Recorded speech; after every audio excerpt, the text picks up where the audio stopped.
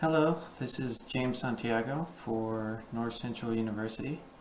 I'm going to be giving a short overview of the PayProgram software architecture. What I decided to go with is Windows Presentation Framework. It's a Microsoft framework that lets you build graphical user interfaces pretty seamlessly. It's built on top of the C# programming language, and which uses .NET. So what we're looking at right here is the architecture we're using to design this graphical user interface. This is called the model view model architecture. What we have here is each of the modules that make up this architecture. Up here in the top left we have views. Views are what is displayed to the user. In Windows Presentation Framework, that's shown as a sort of it's in what's called XAML, X-A-M-L. It's a XML docutype. You can see here we have the main window view. We got simple properties in here like width, height, and what we have here is a binded view model. Now what we have for the architecture is this view model right here. This is going to be handling pretty much all of the logic between what's shown to the user and what we have stored on the back end. So our view model is going to be using what's called data binding, which is a event-driven property system where each properties that we define in the view model will have events behind them. These on property change events. So every time we update a property on the view model, such as the value of a text box or what a button can do, our views will be binded to that property and automatically receive those events. So back to our code here, we have this down here, binding view model. So right now you can see that this main window is blank. So what we've done is we've binded this main area as a content control. We've binded it to this view model property. Now this view model property is defined here, and anytime we update this property, the main screen will change. So what we've done here in the main window model, which is our view model for the main window, we've defined a property called view model. And here we have the public property here, accessed by the views. So anytime this view model is changed, you see here this method called onPropertyChange, which will raise a event, which is the binding we'll be looking for. So when we actually start up this application, which is defined here in app, we see here we're creating a new main window. We're associating that view with the view model, and we're setting the state. So if we go back to our view model, we say when it's created, I want to show the display content model, and that'll be shown here. So this is what will fall into that main screen. And here we have some simple properties, some simple controls. We have a button control, we have a text block, and this text block and these buttons, they're binded to these properties. So the text block is binded to this message property.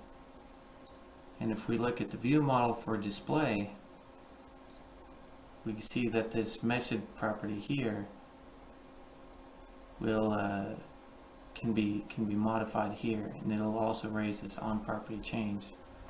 So inside of our view model, we can change the message to whatever we want, and the view will automatically see that change occur. So what we have here on the display model is when it starts up, it looks at the database to see what the current state of the program is.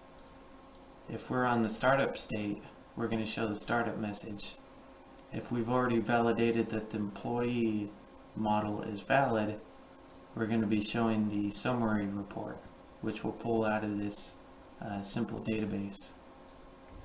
It's not actually a database though, it's just a simple concurrent dictionary. Concurrent dictionary is a special type of dictionary that allows concurrent access, which means that multiple threads can safely work with this common object. We define this as pretty much a global object. We're defining it at the app level, which all the sub view models can access.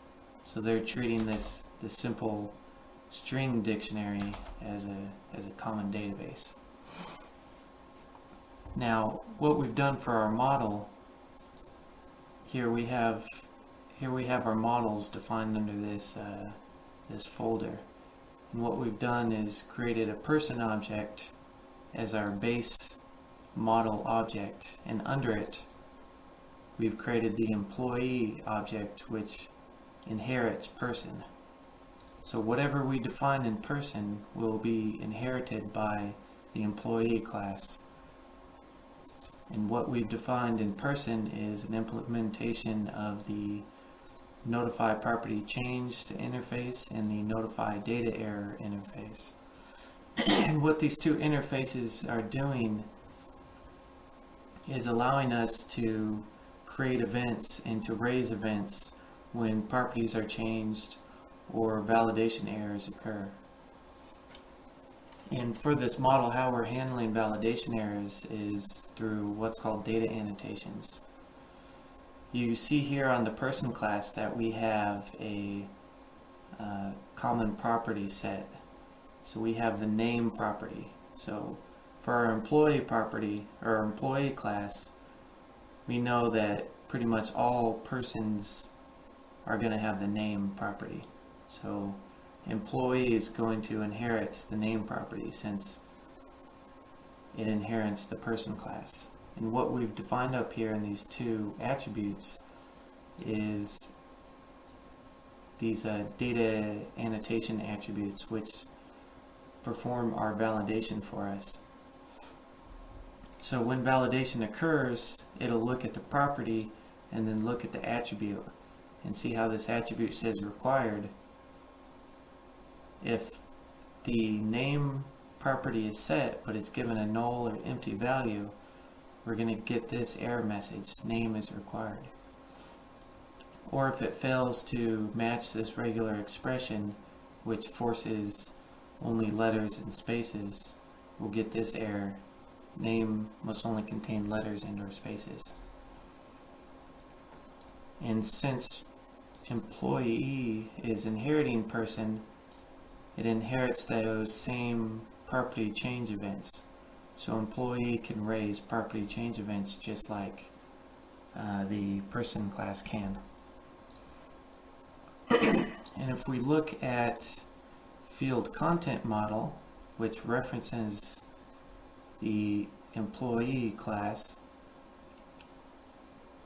this will work with the view to handle data binding.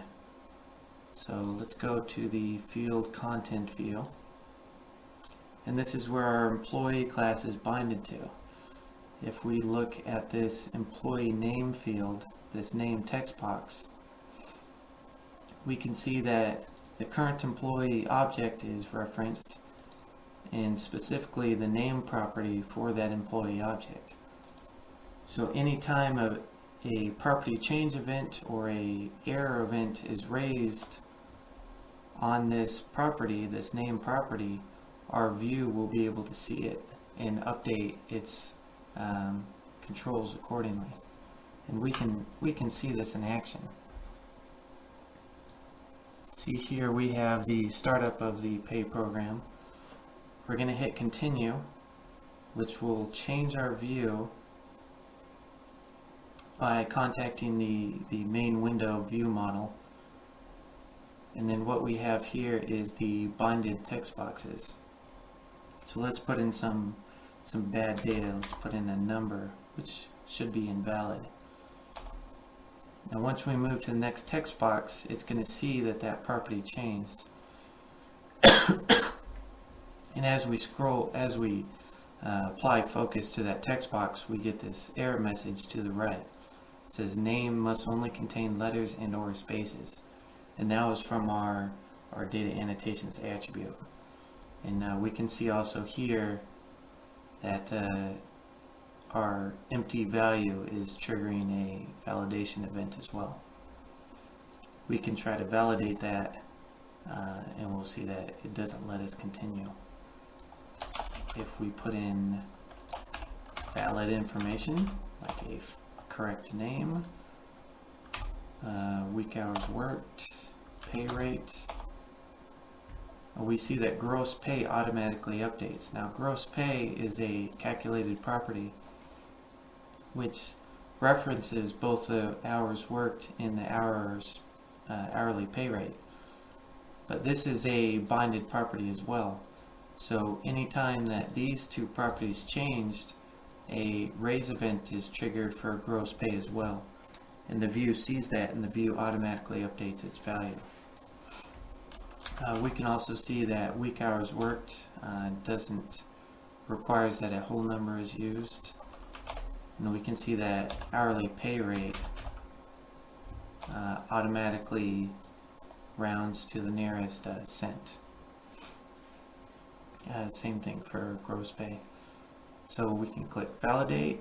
Validate is successfully passed. Now we have this export button, and that brings us back to the display content view, which now has a new message to show us, a summary of the pay report, and a error report from when validation occurred but validation errors were encountered.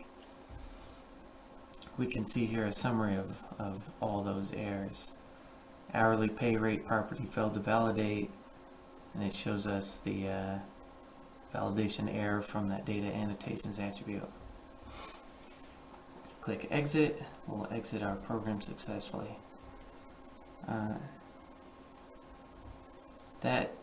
One last thing, unit testing. We've set up unit testing for this application using the in-unit framework. You see it referenced up here.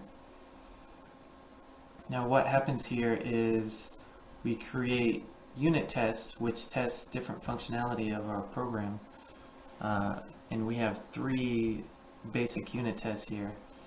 First we have the test main window, which what it'll do here is it'll reference the view model.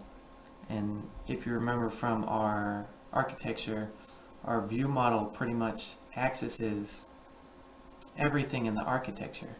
So we can safely test the entire program by referencing just the view model, because we know that the view model handles all data going to the views and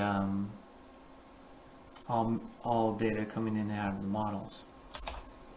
So what we've done here is we've called the main window, then we've instantiated the main window view model, and what we're doing here is just making sure that the startup message is displayed properly.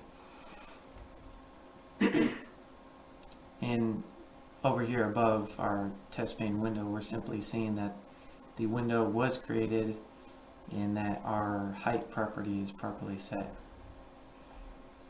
Now the last unit test we've added here is allows us to submit test cases. So we've added these properties for our method that are basically employee data. So we have name, hours, and pay. now feed into our employee object to simulate if a user was actually entering data. So we can see here that we have some invalid test cases. We want to make sure that validation occurs properly and that the entire process flow of our program occurs properly.